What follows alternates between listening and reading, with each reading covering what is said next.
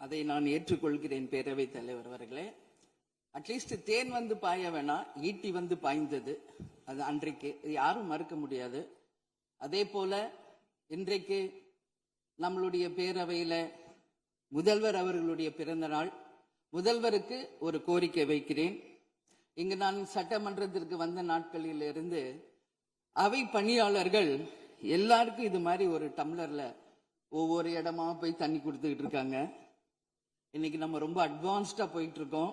இன்னும் ஸ்டில் அந்த ஓல்டு மாதிரி போயிட்டு இருக்கு. இல்ல ஒரே ஒரு விஷயம், மாண்பு உறுப்பினர் இந்த தேன் பாய்ந்து அந்த வார்த்தை அவைக்குள் நீக்கப்படுகிறது. அதை எடுத்துருங்க. அடுத்ததுங்க, இது மாதிரி கொடுக்கறது ஒன்லி கிளீன்லினஸ் ஒண்ணு. அவை பணியாளர்களுக்கு நிறைய வேலை இருக்கு. ஒவ்வொரு டேபிளா அவங்க தவழ்ந்து கொடுக்கறது நமக்கே பாக்குறதுக்கு ஒரு மாதிரி இருக்கு.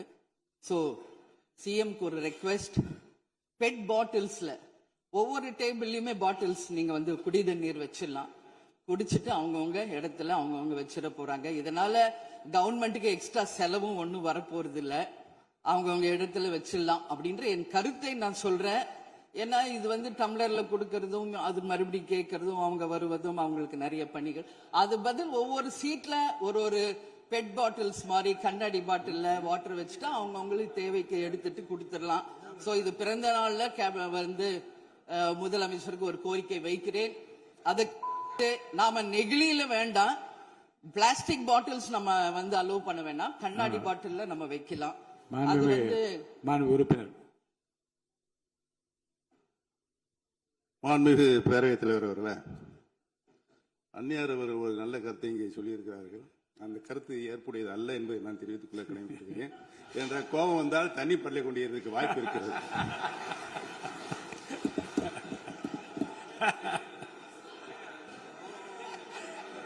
உறுப்பினர் பேசலாம்.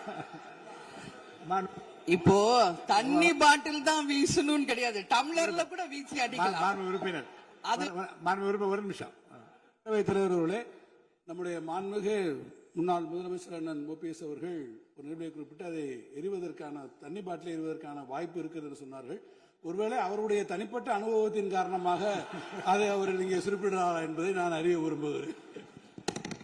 மாண்பு உறுப்பினர், ஏன்னா காலையில இருந்து ரொம்ப காரசாரமாவே போயிட்டு இருந்துச்சு. அதனால ஒரு ஹாப்பியா நம்மளுடைய முதல்வர் பிறந்த நாள்ல எல்லாரும் சந்தோஷமா இன்னைக்கு நம்ம அவையை செய்வோம்.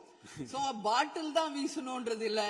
வன்முறைக்கு வேண்டும் என்றால் இங்க எவ்வளவோ இருக்கு, எது வேணாலும் வீசலாம். பட் நம்ம எண்ணம் அது கிடையாது. நிச்சயமாக தண்ணீர் என்றாலே பிரச்சனை தான் போல இருக்கு. அது காவேரி தண்ணீரா இருந்தாலும் டாஸ்மாக் தண்ணீரா இருந்தாலும் அது ஒரு பிரச்சனையா தான் இன்னைக்கு மக்கள்கிட்ட இருக்கு.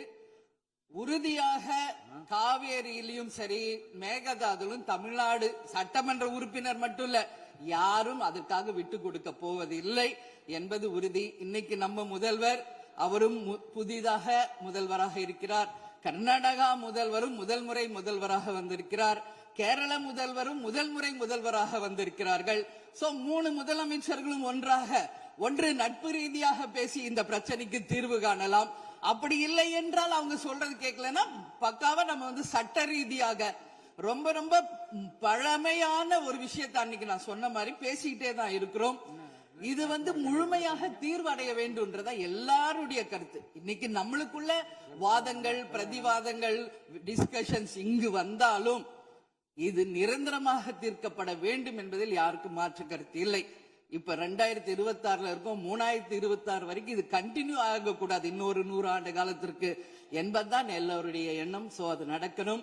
அது மட்டும் கிடையாது, இன்றைக்கு நேற்று நடந்த ஒரு விஷயம் தமிழ்நாட்டில். நேற்று நான் நேரடியாக சென்று பாதிக்கப்பட்டவங்களை பார்த்தேன். yesterday was a black day for Tamil Nadu. Sunday black சண்டேவாக நேற்று இருந்தது. இதுவரைக்கும் தமிழகம் காணாத ஒரு பேர் விபத்து.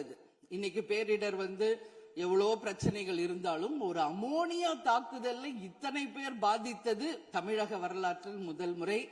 அனைவரும் வடநாட்டை சேர்ந்த பெண்கள், 20 வயசுல இருந்து 25 வயசுக்குள்ள இருக்கிற இளம் பெண்கள். அவங்கள நேரா பார்க்கும்போது மிக மிக மனசுக்கு கஷ்டமாக இருந்தது. என்ன ஃபேஸ்ல பாக்குறோம், உதடு காது மூக்கு எல்லாம் ப்ளீட் ஆயிட்டே இருக்கு.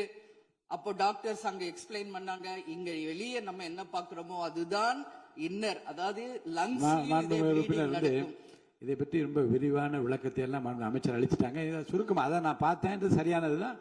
நீங்க மேற்கொண்டு அதை பற்றி பேச ஆளுநர் உரைக்கு நன்றி தெரிவிக்கிற கருத்துக்கு வந்திருக்க நீங்க. கண்டிப்பா. அதனால நான் நினைச்சேன் இன்னைக்கு ஒரு நிமிஷம் அவங்களுக்காக நம்ம மௌன அஞ்சலி செலுத்துவோம் என்று நான் எதிர்பார்த்தேன். இருந்தாலும் பரவாயில்லை. சோ அவங்களுக்கு நான் நேற்றே சொன்னபடி முதலமைச்சர் அவர்கள் 2 லட்சம் ரூபாய் கொடுத்திருக்கார். உடனே அமைச்சர்கள் போய் பார்த்தாங்க.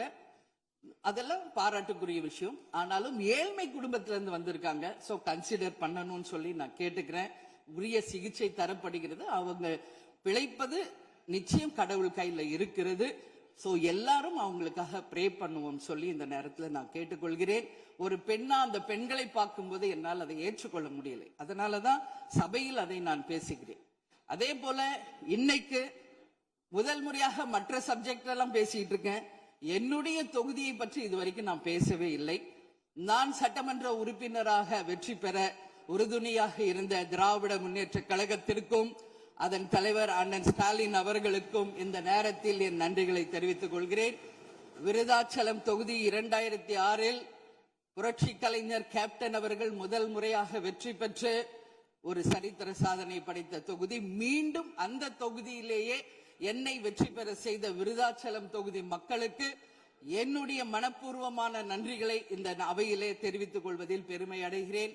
அதே போல அந்த விருதாச்சலம் தொகுதி மக்களுக்கு நான் என்னைக்கும் உண்மையாக இருப்பேன், நேர்மையாக இருப்பேன் என்பதையும் இந்த நேரத்தில் தெரிவித்துக் கொள்கிறேன். அவைத்தலைவர் அவர்களே, இதுல விருதாச்சலம் தொகுதிக்கு தேவையான அத்தனை விஷயங்களும் நான் எழுதியிருக்கேன். அவை நேரத்தை நான் அதிகம் ஏற்றுக்கொள்ள எல்லாருக்கும் வாய்ப்பு தரணும் அப்படின்றதுனால ஒரு 3 பாயிண்ட் மட்டும் சொல்றேன். முடிந்த பிறகு இதை உங்க நேரடியா உங்க கையில் நான் தருகிறேன். அதை நீங்கள் எடுத்து தீர்மானமாக நிறைவேற்றி தரணும்னு சொல்லி கேட்டுக்கிறேன். விருதாச்சலம் ஒரு மாவட்டமாக அறிவிக்கப்பட வேண்டும் என்று ஒரு நீண்ட நெடிய கோரிக்கை பல ஆண்டுகளாக இருக்கிறது. அதுதான் அங்கு எல்லா மக்களினுடைய விருப்பம். அதை நீங்கள் முதல்வர் அவர்களும் அவைத்தலைவர் அவர்களும் கவனத்தில் கொண்டு விருதாச்சலத்தை ஒரு தனி மாவட்டமாக அறிவிக்க வேண்டும் என்பதை இந்த நேரத்தில் நான் சொல்கிறேன். அதே போல பீங்கான் தொழிற்சாலை மற்றும் கல்லூரி தமிழ்நாட்டில் வேறு எங்குமே கிடையாது. அது விருதாச்சலத்துல மட்டும்தான் இருக்கு. கவர்மெண்ட் அந்த ஃபேக்டரியும் சரி, ஒரு காலேஜும். பட் ரொம்ப ரொம்ப ஒரு நலிவுற்ற நிலையில் இருக்கிறது. சோ அதை நீங்க கட்டாயமாக மிகப்பெரிய அளவுல டெவலப் பண்ணி அதன் மூலம் வேலை வாய்ப்பையும் அதே நேரத்தில் எக்ஸ்போர்ட் பண்றதுக்கும் கட்டாயம் அரசு நிச்சயம் எங்களுக்கு ஒத்துழைக்க வேண்டும் என்பதை கேட்டுக்கொள்கிறேன். விவசாயம் நிறைந்த பகுதி, அங்கு குடிதண்ணீர்ல மாசு இருக்கிறதுனால நிறைய மக்களுக்கு கிட்னி பாதிக்கின்ற ஒரு நிலைமை இருக்கு. சோ அங்க கூட்டு குடிநீர் திட்டத்தை கொண்டு வர வேண்டும். மரவள்ளி கிழங்கு, மக்காச்சோளம், நெல், கரும்பு இவைதான் அங்கு அதிகமாக விளைகிறது.